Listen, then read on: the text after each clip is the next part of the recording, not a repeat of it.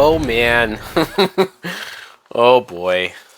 What is up, everybody? My name is Mike Brown, aka Review King MB, and this is still my 31 days of horror movie reviews, and I just got done watching. Holy fuck. Wishmaster 3. What the fuck is it called? The Beyond the Gates of Hell.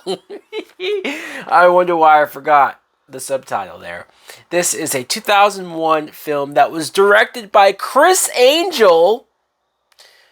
I don't think it's that Chris Angel, but fuck it. It might very well be that Chris Angel because this movie sucked. This movie sucked hard, and it's not like I was expecting Wishmaster 3 to be this all great film, but because I was so impressed, because I was pleasantly surprised with the second Wishmaster movie, again, it was decent enough to where I thought, well, maybe the sequels will all be better than the original. Nope. This third film is just about how I thought the second movie and probably subsequently the rest of these sequels will be. The plot is we follow now Diana, played by AJ Cook, who even AJ Cook could not save this movie for me. I like AJ Cook. I remember her from Final Destination 2, which I think came a year after this. Maybe she will get me through this. No, her character was written just as lame and terrible as everything else here. So she finds, of course, the red gem. Somehow it's in this box that was shipped to her college professor. And so she opens it. So now she's the one. She's the one who is cursed to have the djinn go after her, and he wants her to make her wishes, blah, blah, blah. We've been here before. It's the same bullshit, different day. What's different about this one is that the djinn takes up the face of her professor. So he's sort of is using that to infiltrate her college school and go after her in that way. But a lot of this movie, this is why this movie sucks. First of all, the writing's terrible. The acting is terrible. Even AJ Cook, like I said, couldn't defend this. But, the actor that plays her boyfriend, Greg, he was bad. He was so bad. His delivery on a lot of these lines, it was hard to listen to. Although the setup of her boyfriend, I initially was like, alright, I understand where this guy's coming from, They show this flashback backstory for Diana's character where when she was a kid, her parents died in a car crash, big explosion. So I guess because of that, she has intimacy issues, or she doesn't really get close with people.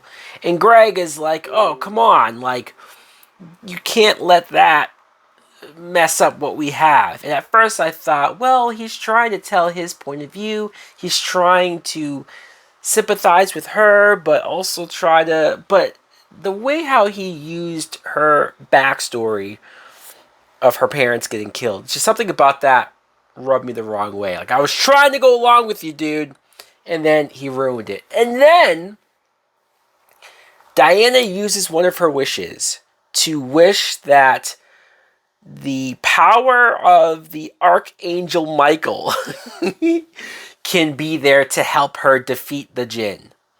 And I guess you can do that? It was so weird because in the second movie, and I feel like none of these sequels are really all that closely connected together, especially when it comes to the rules and how the wishes work. But the second movie spent so much time having the djinn say, it doesn't work like that. You can't wish for that. Whatever indirectly interferes with me and my presence, it can't be wished.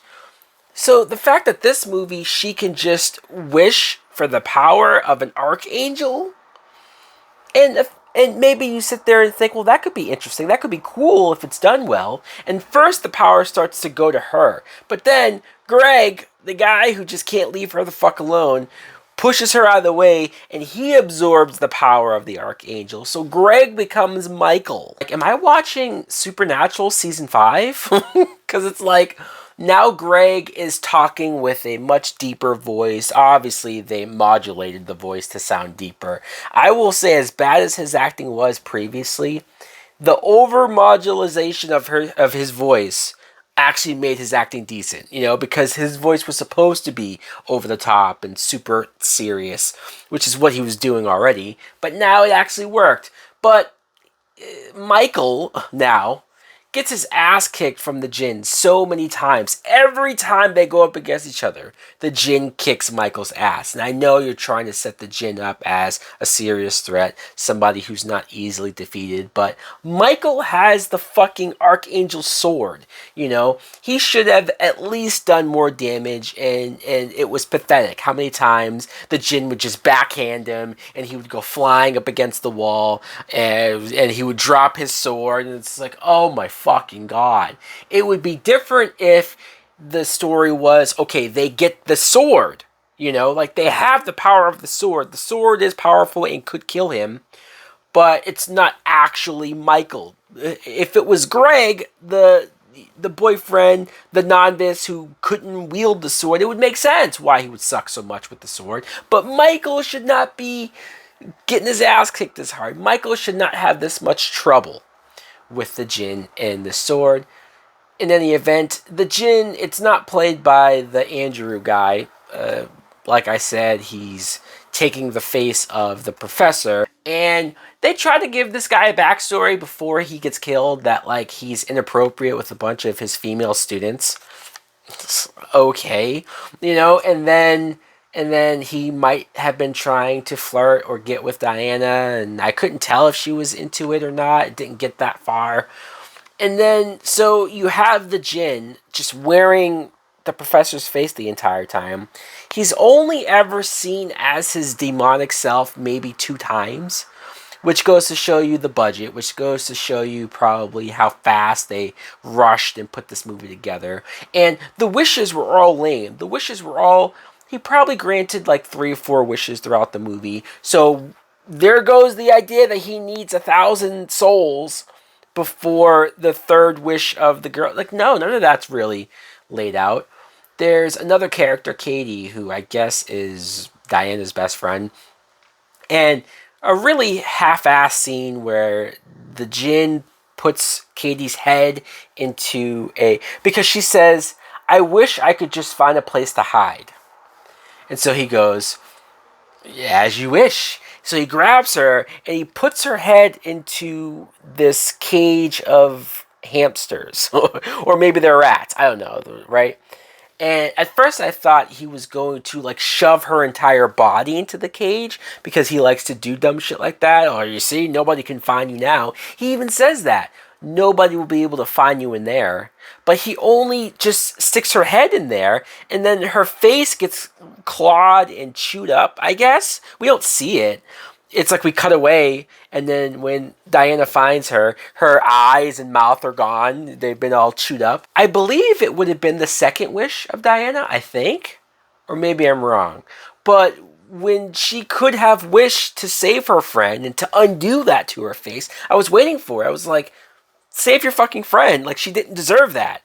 And then she just doesn't. She doesn't save her, and then they take off, and then we never go back to the friend or anything ever again. The movie ends, and they're happy, but I'm like, what about your fucking friend? The way how this wraps up, the whole 3rd act of, they have a car chase in the daylight on the college campus, and the professor, who's the Jinn, jumps on the hood of their car, and they're driving around, crashing into shit, and he's just like, haha, peekaboo, and he's trying to grab them through the windows, and it's like there's no cops, there's nobody on the sidewalks or streets, like this whole campus is deserted, I guess. It's laughable how cheap and how poor this is thrown together, how badly this is directed, how badly this is thrown together. Bad, bad, bad, bad, bad. And I had a couple of chuckling moments over how dumb the dialogue is. Like, even early on when Diana, AJ Cook, when she was trying to tell her friends, hey, our professor, he's dead. And his body's been taken over by the Jinn. And the way how she delivered it and the way how her friends were reacting to it, I did laugh because she did sound crazy. She did sound like, Usually in horror movies, when main characters are trying to tell other characters what's going on, I get frustrated because I'm like, God damn it, if this is your friend or your brother or your sister, believe them, or at least be a little more open-minded. At least try to work with them a little bit. But usually they all say, oh, you're crazy, get out of here. Even when stuff is right in front of them, they deny it. This, I was fully on their side. Even though I knew that Diana was telling the truth, it just sounded so absurd and so ridiculous and so dumb. And there was other couple moments like that. There's a whole lot more sex in this movie as well. A lot of nudity, female nudity, a lot of college girls just randomly getting undressed in their college dorms, and you're thinking that, okay, is this going to build anything? No, that was just a scene to see that girl in her underwear.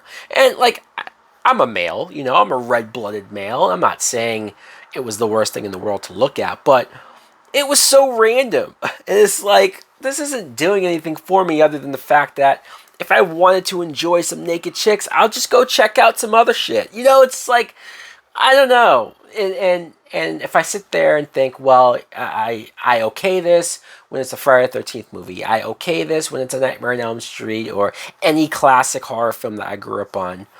But at least those movies I like. At least those movies I can get behind. This film sucks. There's nothing good about this movie. So then when you throw the obvious cheap horror stuff in there on top of that, it's just a big fat waste of time. And that's how I felt, honestly. Wishmaster 3, The Gates of All Hell, whatever the fuck this is called. Fuck this movie. This sucked. This was a waste of time. Fuck. So guys, let me know in the comments below if you too have seen Wishmaster 3. Did you even know that Wishmaster 3 existed? Thanks for watching. Fuck. Like, comment, subscribe. Later. Swimming in beers, I've been through it all, let me trickle a tear. In case you didn't know, I was living sarcastic. A motherfucking monster, something Jurassic.